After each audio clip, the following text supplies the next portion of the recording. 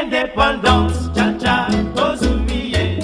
Inga est tout simplement une localité de la province du Bas-Congo, située sur la rive droite du fleuve Congo, à proximité de la ville de Matadi. Et le fleuve Congo, qui est l'un des plus grands fleuves d'Afrique, passe au niveau de la localité de Inga en formant des chutes d'eau. Et la pression de ces chutes d'eau, transformées en énergie, donc en électricité, grâce à la construction de barrages hydroélectriques, lui confère une capacité de 44 000 MW.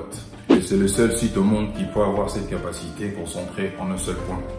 Mais quand on parle de Inga aujourd'hui, concrètement, on parle de deux barrages situés sur le fleuve Congo, dans cette localité de Inga. Et c'est d'ailleurs pourquoi ces barrages portent le nom de Inga. On parle de Inga 1 et de Inga 2. À la base, le projet Inga, c'était un grand projet de construction de plusieurs barrages qui datent de l'époque coloniale. Alors c'était un projet très ambitieux qui vise à faire de la RDC la première puissance énergétique de tout le continent, capable d'exporter son électricité sur toute l'Afrique. Et c'est avec l'arrivée du président Mobutu au pouvoir que les barrages Inga 1 et Inga 2 verront le jour.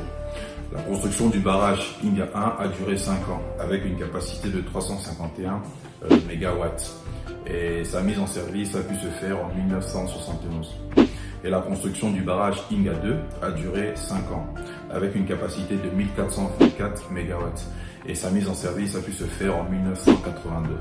Mais le problème est que la maintenance de ces deux barrages n'est pas bien assurée et ne fonctionne qu'à 20% de leur capacité. Ces ouvrages sont mal gérés, mal entretenus et il n'y a apparemment pas de pièces de rechange. Et aujourd'hui, on parle de construire le Grand Inga, qui n'est que la continuité de Inga 1 et de Inga 2.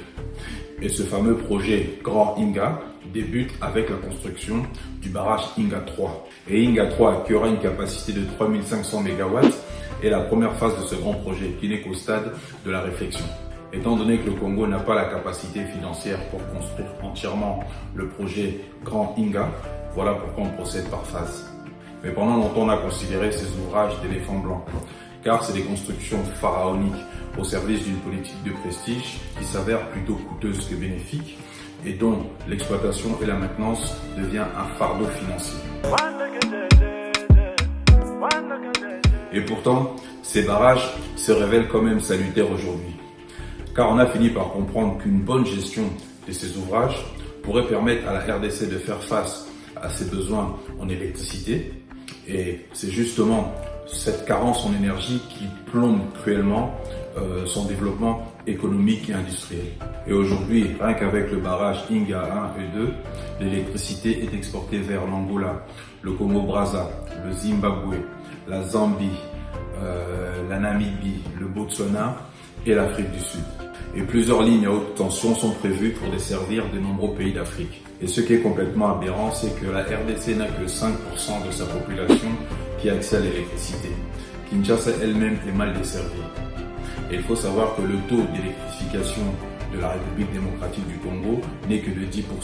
La moyenne de toute l'Afrique est de 24%. C'est un truc de fou.